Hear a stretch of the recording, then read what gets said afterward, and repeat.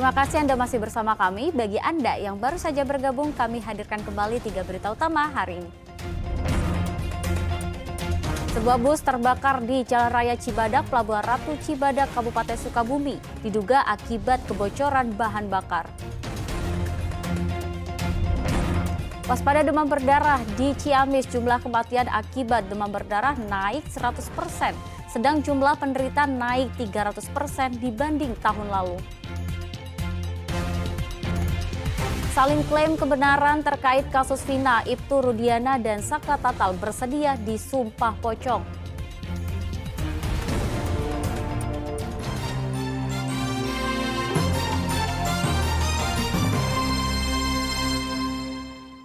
Ya, waspada demam berdarah di Ciamis, jumlah kematian akibat demam berdarah naik 100%.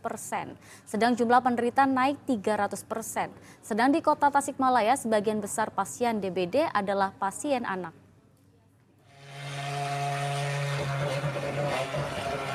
Petugas di Ciamis belakangan semakin aktif melakukan fogging dan menurunkan juru pemantau jentik jumantik untuk membasmi nyamuk demam berdarah. Tindakan ini dilakukan karena menurut data milik Dinas Kesehatan di Ciamis, kasus DBD tahun ini terus meningkat. Bahkan jumlah penderita DBD terbanyak terjadi pada bulan April yang mencapai 236 orang. Hingga akhir Juli 2024 tercatat ada 1.067 penderita DBD yang menjalani perawatan. Jumlah ini naik 3 kali lipat dibandingkan tahun lalu. Dan sampai bulan Juli sudah ada 6 kematian akibat demam berdarah. Naik 100% dibandingkan tahun lalu yang hanya 3 orang korban. Namun sejak bulan Juni ada penurunan temuan kasus DBD. Yang meninggal selama durasi 8 bulan di tahun 2024 itu ada 6 kasus. Kita sudah melakukan penanganan di titik-titik tertentu yang memang berdasarkan data titik tersebut kasusnya lebih tinggi dibanding kasus di wilayah-wilayah yang lain. Fogging juga dilaksanakan sesuai dengan petunjuk teknisnya, sesuai dengan indikasinya. RSUD Dr. Soekarjo Kota Tasikmalaya saat ini juga merawat pasien demam berdarah dengue yang didominasi pasien anak.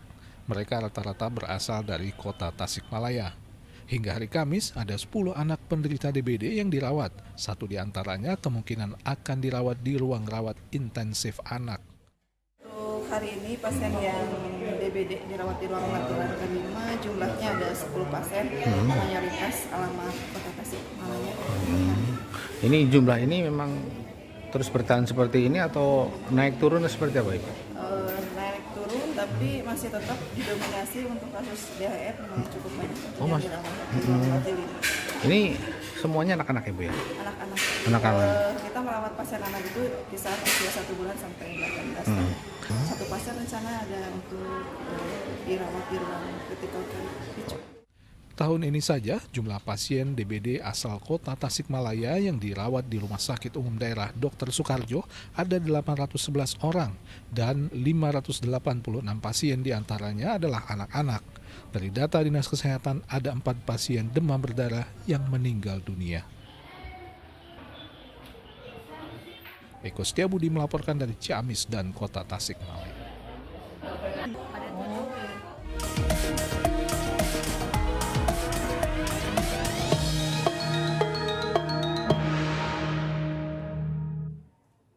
Ya, mantan wali kota Bogor yang juga politisi Partai Amanat Nasional Bima Arya yang sempat mendeklarasikan diri jadi calon gubernur Jawa Barat Rabu lalu mengundurkan diri. Pengunduran diri terkait koalisi Indonesia Maju yang mengusung Deddy Mulyadi di Pilgub Jabar tahun ini. Sempat mendeklarasikan diri sebagai bakal calon gubernur Jawa Barat tanggal 4 Mei lalu, mantan wali kota Bogor yang juga politisi Partai Amanat Nasional Bima Arya mundur sebagai bakal kandidat Rabu siang. Keputusan ini diambil setelah adanya kesepakatan partai-partai politik yang tergabung dalam Koalisi Indonesia Maju yang memutuskan mendukung Deddy Mulyadi sebagai calon yang diusung dalam Pilgub Jawa Barat mendatang. Dalam koalisi tersebut, bakal calon wakil gubernur Jawa Barat berasal dari Partai Golkar. Atas keputusan tersebut, Bima mengaku legowo dan akan mematuhi keputusan partai. Saya sampaikan pada saat ini bahwa insya Allah saya mendukung penuh keputusan dari pimpinan Partai Amanat Nasional untuk berada dalam barisan Koalisi Indonesia Maju, mendukung penuh pencalonan Kang Deddy Mulyadi, mantan Bupati Purwakarta 2 periode, untuk maju menjadi Gubernur Jawa Barat. Apabila partai memerintahkan bergerak, maka kita bergerak. Apabila partai memerintahkan kita maju, kita akan maju. Partai meminta saya ke kanan, kita akan ke kanan. Tapi manakala partai meminta untuk tidak melanjutkan, maka saya akan sa'mina wa ta'na.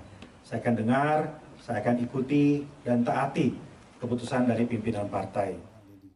Kedepannya Bima mengaku akan fokus mengisi kegiatan di organisasi kemasyarakatan. Sebelum akhirnya mundur, Bima Arya pernah mendeklarasikan dirinya maju sebagai bakal calon gubernur Jawa Barat di Gedung Sate Bandung dan mendatangi 27 kota kabupaten di Jawa Barat untuk melakukan sosialisasi. Iwan Kurniawan melaporkan dari Kota Bogor. Ratusan warga Nahdlatul Ulama yang tergabung dalam Jatman di Subang menegaskan tidak ikut politik praktis dalam Pilkada 2024. Warga NU bebas menentukan pilihan di Pilkada secara rasional.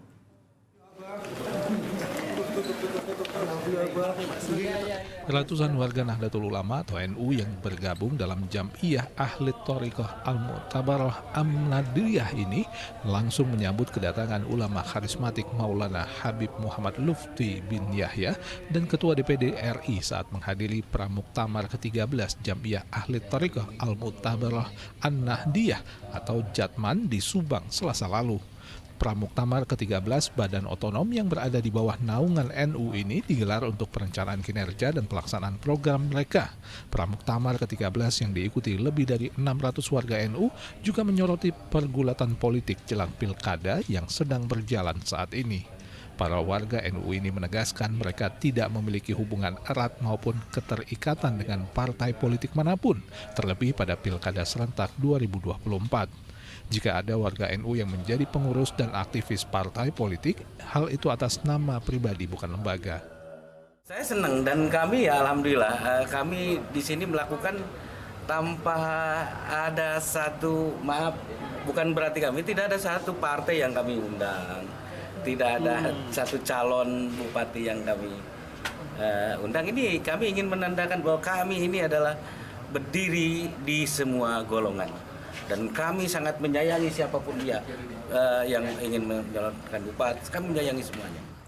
Jatman meminta warga NU dan seluruh lapisan masyarakat dalam pilkada mendatang agar memilih dan memilah kandidat kepala daerah secara rasional berdasarkan kredibilitas, prestasi, dan rekam jejaknya tanpa sekat-sekat partai politik. Zainal Arifin melaporkan dari Subang.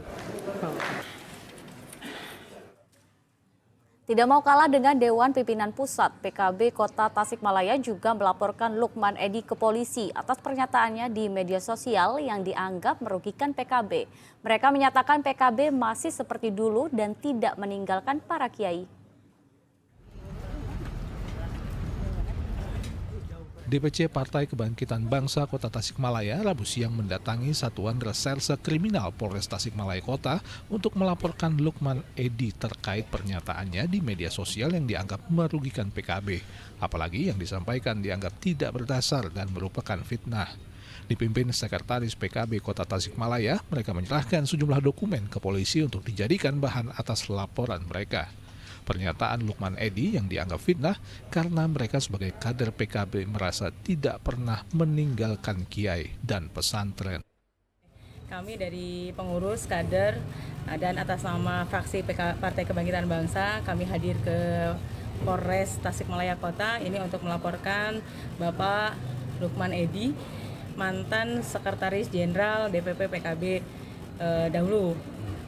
Karena beliau menyatakan pernyataan-pernyataannya di media sosial yang ini disinyalir akan menjadi konflik interest di kami. Kebetulan kami sekarang sedang melakukan konsolidasi internal setelah kemarin Pileg, Pilpres, kami melakukan konsolidasi internal dan ini ada beberapa pernyataan yang dirasa sangat merugikan bagi kami pengurus dan kader, yaitu pembahasan beliau yang menyatakan bahwa PKB sudah melenceng dari garis gerakannya, yaitu tidak melibatkan suro, para kiai, masai dan lain sebagainya, para sesepuh pesantren. Padahal pada kenyataannya kita dalam khususnya dewan yang menjadi anggota dewan dari PKB itu sebenarnya warga Nahdliyin, kaum santri, yang mana gerakannya sudah kita kelihatan ketika di RI sudah ada undang-undang pesantren. Lalu Pengurus DPC PKB Kota Tasikmalaya melaporkan Lukman Edi sebagai pribadi agar tidak ada pihak-pihak lain yang menyeret NU ke dalam persoalan ini.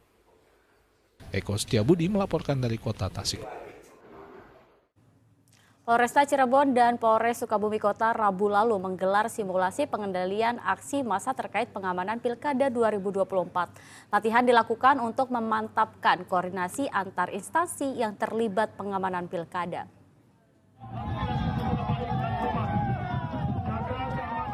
Simulasi pengamanan Pilkada oleh Polresta Cirebon diadakan di halaman parkir Stadion Ranggajati, Kabupaten Cirebon, Rabu siang. Dalam simulasi, diperagakan massa pendukung kepala daerah yang kecewa dengan hasil Pilkada dan berusaha menerobos barikade petugas kepolisian hingga menyebabkan bentrok karena hendak menyerang kantor KPUD. Massa yang tak puas kemudian melakukan penjarahan dan membakar sejumlah toko yang dilewati. Petugas pun bertindak tegas dengan mengamankan sejumlah pengunjuk rasa dan provokatornya. Simulasi pengamanan kota atau Sispam kota ini dilakukan oleh petugas Polresta Cirebon dalam mempersiapkan diri untuk menghadapi hal-hal terburuk yang tak diinginkan pada pelaksanaan Pilkada serentak mendatang. Petugas gabungan TNI Polri dan instansi terkait yang ikut dalam pengamanan Pilkada di Kabupaten Cirebon total berjumlah 1.300 personil. Simulasi serupa oleh Polres Sukabumi Kota digelar di depan Balai Kota. Dalam simulasi, massa yang tak puas dengan hasil Pilkada bentrok dengan petugas keamanan di depan kantor KPUD untuk menemui ketua KPUD. Untuk memukul mundur massa yang rusuh, petugas pun menggunakan mobil meriam air atau water cannon. Sedang pengunjuk rasa yang terluka segera dievakuasi petugas untuk mendapatkan pertolongan medis. Latihan ini digelar karena dalam pengamanan Pilkada terlibat banyak instansi, mulai dari kepolisian, TNI, Satpol PP, BPBD, Dinas Pemadam Kebakaran hingga para medis. Maruli Habibi dan Asep Didi melaporkan dari Kabupaten Cirebon dan Kota Sukabumi.